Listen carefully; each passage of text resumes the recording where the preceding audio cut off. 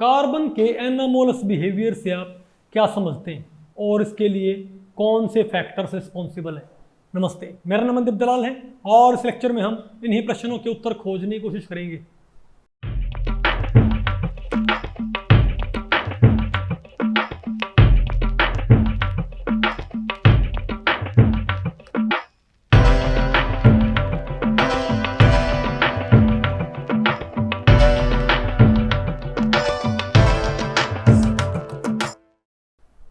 Okay, तो भैया आज हमें क्या पढ़ना है बताओ।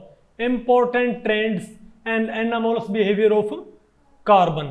ठीक है, तो भाई अब आपको पता है कि हम पी ब्लॉक एलिमेंट्स के अंदर हम पढ़ रहे हैं कि भाई जो कार्बन फैमिली हमने उसकी बात की थी। ठीक है, तो थोड़ा अब आप ये देखो कि जो इसके जो बाकी कंपाउंड है ना उनके मुकाबले जो कार्बन है, मतलब जो बाकी एलिमेंट है कार्बन फैमिली के, उनके मुकाबले कार्बन का बिहेवियर थोड़ा क्या होता है अलग। उनमें एक सबसे बड़ी बात तो ये है, आपको पता होगा कार्बन में फैमिली में कौन कौन है। कार्बन है, सिलिकॉन है, पता हो ना आपको, जर्मेनियम है।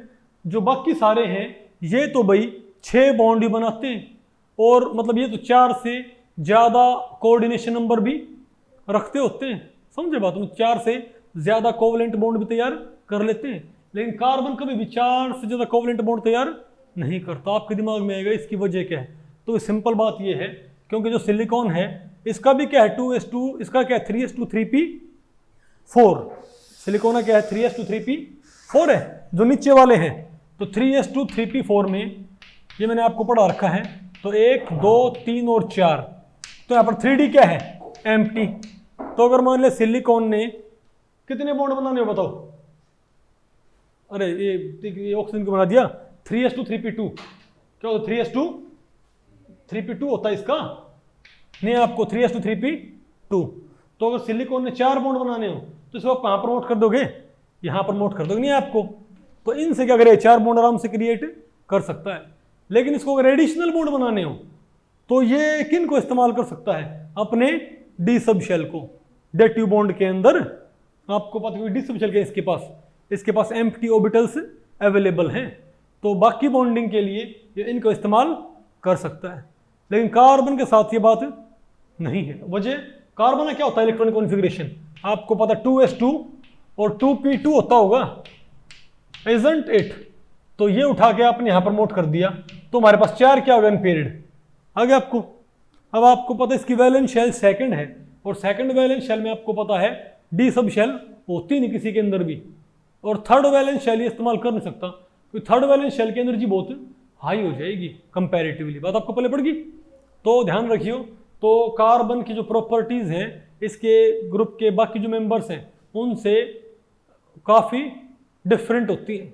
बात आपको पहले पड़ गई। अरे बोलो भाई, और बताओ क्या होता है इसमें 2 वजह। एक तो इसका स्मॉल साइज, क्या इसका स्मॉल साइज होता है भाई, तो ये थोड़ा मजबूत बॉन्ड बनाता है आगे आपको।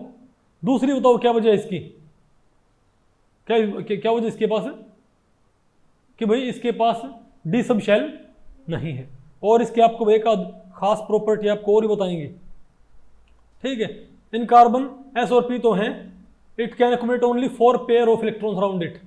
ठीक है, तो भाई इसकी कोवैलेंस, इसकी वैलेंस क्या है लिमिटेड है। ओके, और क्या carbon has also unique ability to form p pi multiple bond with itself and other atoms of small size and electronegativity. तो इस कार्बन के पास एक खास प्रॉपर्टी और भी है कि ये खुद के साथ भी क्या कर सकता है। एक होता है कार्बाइड C2 नेगेटिव, क्या C2 नेगेटिव। अब बताओ भाई कार्बाइड C2 नेगेटिव हो गया ना मेरे पास, तो एक कार्बन के मैं कहता हूँ मेरे पास कैल्शियम कार्बाइड है CaC2। तो एक कैल्शियम के पास क्या होते हैं 2 होते हैं, एक कैल्शियम 2 लूज कर सकता है। तो इस C2 यूनिट ने कितने इलेक्ट्रॉन ले लिए 2 इलेक्ट्रॉन। तो एक कार्बन के पास क्या होते हैं 6 दूनी 12 और 2 14 इलेक्ट्रॉन हो गए C2 नेगेटिव के पास। यानी वे टूट जाएगा तो मेरे पास क्या बनेगा C2 नेगेटिव। तो ये N2 मॉलिक्यूल के क्या एक तरह से आइसो इलेक्ट्रॉनिक नहीं है, क्या है, क्या ये N2 के मॉलिक्यूल के आइसो इलेक्ट्रॉनिक नहीं है, क्या होता होगा N2 के। तो अगर N2 में क्या होंगे मल्टीपल बॉन्ड, तो इसमें क्या होंगे मल्टीपल बॉन्ड। तो यहाँ पर पाई बॉन्ड भी पॉसिबल होते हैं भाई, बात आपको पल्ले पड़ गई। और ये नहीं, ये खुद के साथ भी पी पाई बॉन्ड बना सकता है, और औरों के साथ भी। ऑक्सीजन है जो दूसरे नहीं है, जो दूसरे स्मॉल साइज के एटम है, कौन कौन से, ऑक्सीजन है, नाइट्रोजन है, उनके साथ ये क्या बना सकता है बताओ, साइड वाइज ओवरलैप करके बताओ, pi bond. Carbon carbon triple bond भी होता है, कार्बन कार्बन डबल बॉन्ड भी होता है, कार्बन ऑक्सीजन डबल बॉन्ड भी, कार्बन सल्फर डबल बॉन्ड भी, and carbon nitrogen triple bond भी होता है। नहीं आपको समझ में, बोलो भाई। तो आप कहोगे कि भाई जो पी ऑर्बिटल हैं वो तो औरों भी होते हैं क्या, अरे बोलो भाई। आप कहोगे जो पी ऑर्बिटल हैं उनके एटॉमिक ऑर्बिटल हैं, आप कहोगे जब इसने, कि कार्बन क्या करता, कार्बन का मान लीजिए कौन सा है, पीएक्स, कार्बन में कौन सा है, पीएक्स, और ये मान लिया क्या, ऑक्सीजन का पीएक्स, तुमने साइड वाइज ओवरलैप हो सकता। आप कहोगे भाई पीएक्स ऑर्बिटल तो औरों भी होते हैं, लेकिन उनके पीएक्स बड़े होते हैं। कार्बन का पीएक्स कौन सा है, मान लिया यहाँ पर कार्बन है, तो ये कार्बन है क्या, पीएक्स है, कौन सा मान लो कार्बन का, पीवाई, तो ये पीएक्स और ये भी किसी का पीएक्स है, 2px, तो 2px में ओवरलैप हो सकता है ना।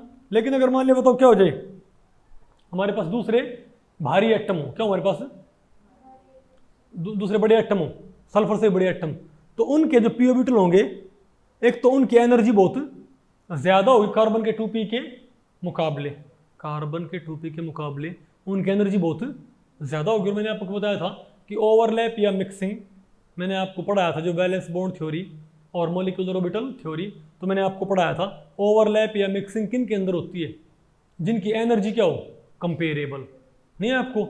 और दूसरा इनके जो ऑर्बिटल है पी ऑर्बिटल वो ज़्यादा बड़े होते हैं, क्या होते हैं वो पी ऑर्बिटल ज़्यादा बड़े होते हैं, तो ज़्यादा डिफ्यूज्ड होते हैं, क्या होते हैं ज़्यादा वो डिफ्यूज्ड, तो इतना बेटर ओवरलैप नहीं कर पाएंगे यहाँ पर। ये आगे आपको ये बोलो भाई। अच्छा कार्बन की, भाई मैंने क्या बताया था, कार्बन की एक बहुत ही खतरनाक प्रॉपर्टी, क्या बोलो भाई, वो होती है कैटिनेशन। या आपको भाई अगले चैप्टर में आपको इस कॉन्सेप्ट को इस्तेमाल करना पड़ेगा। कैटिनेशन क्या होता है, कार्बन की खास प्रॉपर्टी ये है कि कार्बन अपने ही जैसे एटम के साथ जुड़ जुड़ के लॉन्ग चेन तैयार कर सकता। आपको कैसे कैसे, फॉर एग्जाम्पल मेरे पास ये कार्बन है, तो इसके पास 3 क्या है, 4 इसके पास के इलेक्ट्रॉन नहीं क्या, और एक कार्बन और है, इसके पास भी क्या है 4 इलेक्ट्रॉन, और एक कार्बन और इसके पास भी क्या है 4 इलेक्ट्रॉन, नहीं है आपको। और आप और आगे और भी लिख सकते हो, तो क्या हो जाएगा, तो मैं अगर इस इलेक्ट्रॉन से इनको जोड़ दूं, इसको मैं इनसे जोड़ दूं, नहीं है आपको समझ में।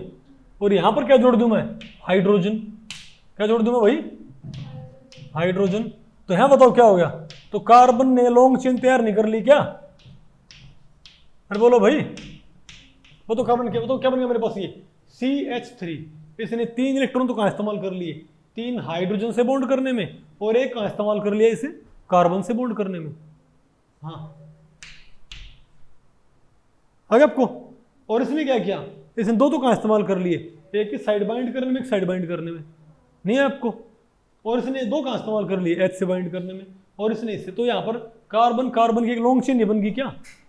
तो इस प्रॉपर्टी को हम क्या बोलते हैं, कैटिनेशन, यानी कार्बन के पास अपने जैसे दूसरे एटम के साथ जुड़ के लॉन्ग चेन तैयार करने की एबिलिटी है, तो इसको क्या बोलते हैं, कैटिनेशन, इस प्रॉपर्टी। और इसकी वजह क्या है, क्योंकि ये बॉन्ड काफी स्ट्रॉन्ग होते हैं, because carbon carbon bonds are very strong, down the group size increase and electronegativity decrease. और मैं आपको बताऊं भाई, आप नीचे होगे तो साइज बढ़ेगा ना, साइज बढ़ेगा तो बॉन्ड क्या होता है, उससे वीक होता है, तो बॉन्ड होता है जो ये कैटिनेशन होता है, ये डिपेंड करता है कि भाई कार्बन कार्बन बॉन्ड मजबूत कितना है। ज़्यादा मजबूत होगा कोई बॉन्ड तो कैटिनेशन की प्रॉपर्टी क्या है, दोनों बात होनी चाहिए। कैटिनेशन कब होगा, एक तो इलेक्ट्रॉन भी होने चाहिए अवेलेबल कैटिनेशन के लिए। फ्लोरीन है, फ्लोरीन के पास एक एक होता है इलेक्ट्रॉन, तो एक फ्लोरीन ने यहाँ बाइंड कर लिया, एक फ्लोरीन ने यहाँ बाइंड कर लिया, और वो किसी से बाइंड, फ्लोरीन कैटिनेशन क्यों नहीं शो करता, अरे भाई फ्लोरीन ने एक, इसके पास हाफ फील्ड था और एक इसके पास हाफ फील्ड था, इन दोनों ने बाइंड कर लिया, तो और किसी फ्लोरीन से बाइंड करने की इसके पास एबिलिटी नहीं है। बात आपको पहले पड़ी, तो इलेक्ट्रॉन भी अवेलेबल होने चाहिए मल्टीपल बॉन्ड बनाने के लिए, मल्टीपल डायरेक्शंस में, और वे बॉन्ड स्ट्रॉन्ग भी होने चाहिए। वीक बॉन्ड होंगे तो हमारा कंपाउंड क्या हो जाएगा, अनस्टेबल। तो कार्बन के पास, कार्बन इन दोनों ही बातों को जस्टिफाई करता है, सेटिस्फाई करता है। कार्बन का एटम स्मॉल भी होता है और कार्बन मजबूत बॉन्ड भी बनाता है। इसके इलेक्ट्रॉन भी क्या होते हैं काफ़ी, इसके पास 4 इलेक्ट्रॉन भी हैं, ठीक है। तो क्या होगा, एंड देयर बाय, इसीलिए आप डाउन द ग्रुप आओगे तो कैटिनेशन की प्रॉपर्टी लगातार क्या होगी, घटती जाएगी। सबसे ज़्यादा कैटिनेशन की प्रॉपर्टी कार्बन के अंदर होती है, किसमें, बोलो भाई बताओ। कार्बन कार्बन क्या होगी, बॉन्ड एंथैल्पी क्या है, यानी कार्बन कार्बन सिंगल बॉन्ड तोड़ने में 348 किलो जूल एनर्जी लगती है पर मोल। इसमें क्या लगती है, 297, 260, 240। तो हम क्या बोलेंगे, इसके पास सबसे ज़्यादा क्या है, कैटिनेशन की प्रॉपर्टी। इससे कम किसमें है, सिलिकॉन में। सिलिकॉन भी कैटिनेशन शो करता है लेकिन उस एक्सटेंट के साथ नहीं करता जिस एक्सटेंट के साथ कार्बन करता होता है।